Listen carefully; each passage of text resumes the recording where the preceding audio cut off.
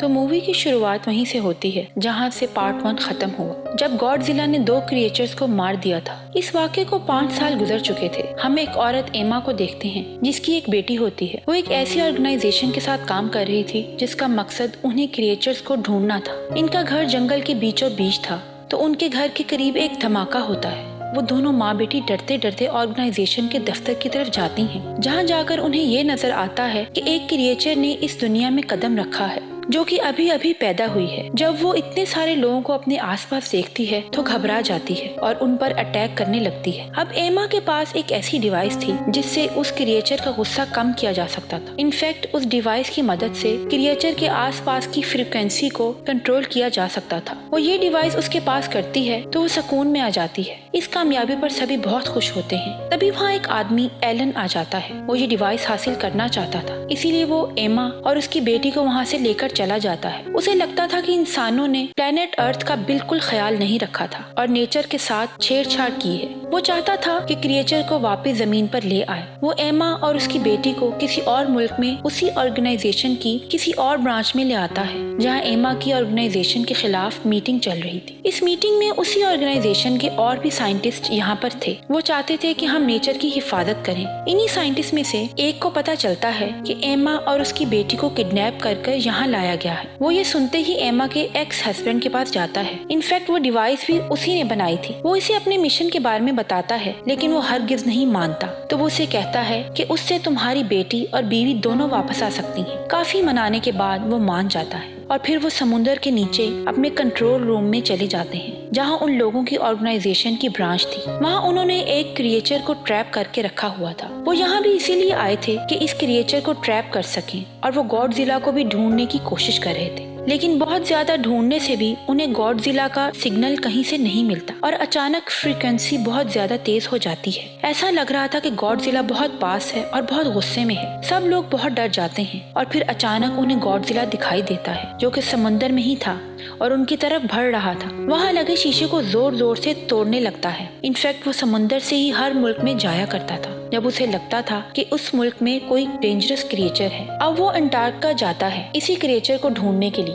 उन सबको भी पता चल जाता है कि गॉडजिला का वहाँ जाने का क्या पर्पस है, यानी वो वहाँ क्यों जाना चाहता है। तो लोग उसका पीछा करते हैं, लेकिन जैसे ही वो वहाँ पहुँचता है तो हम देखते हैं कि वहाँ एक बहुत खौफनाक ड्रैगन है जिसके 3 सर हैं और उसे किंग अरोरा कहते हैं। लेकिन इस ऑर्गेनाइजेशन ने उसे सुलाकर रखा था, यानी वो एक्टिव नहीं था। गॉडजिला की इससे काफी दुश्मनी थी और गॉडजिला इसे अक्सर देखने आया करता था ताकि वो उससे लड़ सके। जब डॉक्टर एमा को बचाने वहाँ जाता है तो वो ये देखकर हैरान रह जाता है कि एमा भी एलन के साथ मिली हुई है। वो एक प्लान के साथ यहाँ लाई गई थी ताकि वो इस ड्रैगन को जगा सके। वो अपने एक्स हस्बैंड और डॉक्टर के साथ जाने से इनकार कर देती है और जाते जाते उस ड्रैगन की दीवार को तोड़ देती है और अब वो ड्रैगन जाग चुका था और पूरी तरह से एक्टिव था। गॉडजिला को तो इसी बात का इंतजार था। वो आगे बढ़ता है, दोनों की काफी फाइट होती है और अब वो मॉन्स्टर गॉडजिला को गिराकर बाकी लोगों की तरफ आता है। एमा जब ये सब कुछ देखती है तो सोचती है कि इस तरह तो काम बिगड़ जाएगा, तो वो अपनी डिवाइस ऑन करती है और मॉन्स्टर का गुस्सा ठंडा करती है। इसीलिए वो मॉन्स्टर किसी को कुछ नहीं कहता और फिर एमा एलन के साथ वहाँ से चली जाती है। दूसरी तरफ वो लोग भी वहाँ से निकल जाते हैं। अब ऑर्गेनाइजेशन के लोग उस मॉन्स्टर के पीछे थे ताकि उसे ढूंढकर खत्म कर सके। लेकिन तभी एमा उन्हें वीडियो कॉल करती है और कहती है कि मैं तुम्हें बताती हूँ कि मैं दुश्मनों के साथ क्यों मिली। तुम लोग इस काबिल थे कि तुम्हारे साथ रहा जाता। तुम लोग क्रिएचर्स को और इवन नेचर को नुकसान पहुँचाते और मैं एक एक करके इन सारी क्रिएचर को आजाद कर दूंगी। तुम लोगों ने जमीन के साथ बहुत बुरा किया है और अब यही क्रिएचर्स हमारी मदद कर सकते हैं क्योंकि इनकी बॉडी में रेडिएशन है, यानी शुआएं हैं और जहाँ जहाँ ये जाएंगे अपने रेडिएशन से जमीन को ठीक कर सकेंगे। तो ऑर्गेनाइजेशन के लोग उसे कहते हैं कि ये क्रिएचर्स तो इंसानों को मारना चाहते हैं, तुम कैसे इनको अपना साथी कह सकती हो। तो उन्हें कहती है कि तुम्हारी सोच गलत है। हम सदियों से एक दूसरे के साथ रहते आए हैं, सब कुछ बैलेंस में था। हम इन्हें कुछ नहीं कहते थे तो ये भी हमें कुछ नहीं कहते थे। हम एक दूसरे का ख्याल रखते थे, लेकिन अब तुम लोगों ने इनके साथ बुरा करना शुरू किया तो क्या ये तुम लोगों के साथ अच्छे बन के बैठे रहें और अपनी हिफाजत ना करें। वो कहती है कि मैं इनको आजाद करके ही छोड़ूंगी और इसी के साथ कॉल बंद कर देती है। अब जैसे एमा ने कहा था वो अपने मिशन पर निकल जाती है। सब लोग काफी परेशान थे कि अगर ये इसी तरह करती रही तो हमारे लिए बहुत मुश्किल हो जाएगी। एमा आगे बढ़कर एक और क्रिएचर को आजाद कर देती है जो कि वोल्केनो में से निकलता है। वो वोल्केनो एक ऐसी जगह पर था जहाँ उसके आसपास और लोग भी थे, यानी एक पूरा शहर बसता था। एमा बिल्कुल बेरहम हो जाती है, किसी के बारे में कुछ नहीं सोचती, बस उसे क्रिएचर्स आजाद करने थे। ये क्रिएचर जो वोल्केनो से निकला था बहुत बड़ा था। आर्मी अपने जहाजों से उस पर अटैक करती है, लेकिन ये आगे से उनको गिराने ही वाला होता है तो वो डर के भाग जाता है, क्योंकि वहाँ किंग मॉन्स्टर आ चुका था, जो कि एमा ने सबसे पहले समुद्र से आजाद किया था। दोनों में काफी लड़ाई होती है, क्योंकि किंग ड्रैगन काफी पावरफुल था तो वो उसे काफी जख्मी कर देता है। अब वो बढ़ता है ऑर्गेनाइजेशन के लोगों की तरफ और वो उन पे अटैक करने ही वाला होता है कि तभी वहीं पर गॉडजिला आ जाता है और वो उल्टा गॉडजिला पर अटैक कर देता है। गॉडजिला उसके 3 सरों में से एक उतार कर फेंक देता है। दोनों में काफी ज्यादा लड़ाई होती है और ये लड़ाई रुकने का नाम ही नहीं ले रही थी। सब कुछ तबाह हो जाता है, लोग भी काफी डरे होते हैं। तभी ऑर्गेनाइजेशन के लोगों को आर्मी बताती है कि जब वॉर हो रही थी तो हमने एक मिसाइल बनाया था और इस मिसाइल का काम ये था कि 2 मील तक जितनी भी चीजें हैं, जितनी भी आबादी है, वो सबको तबाह कर देगा और हम यही मिसाइल शूट करने वाले हैं ताकि ये क्रिएचर मारा जाए और इसी के साथ हमें गॉडजिला को मारना भी मजबूरी है। वो इन्हें कहते हैं कि तुम लोग यहाँ से कहीं दूर चले जाओ और वो वहाँ से काफी दूर चले जाते हैं। अब आर्मी समुद्र में वो मिसाइल फेंक देती है और बहुत बड़ा ब्लास्ट हो जाता है। इसमें गॉडजिला बहुत ज्यादा जख्मी हो जाता है और वो बहुत दूर जाकर गिरता है। अब हम देखते हैं कि किंग ड्रैगन मॉन्स्टर को कुछ भी नहीं हुआ, बल्कि उन लोगों ने तो इसकी मदद की थी गॉडजिला को मारकर। इसके बाद वो वोल्केनो पर दोबारा जाकर बैठ जाता है, जिसके बाद वो अपना सर दोबारा ग्रो कर लेता है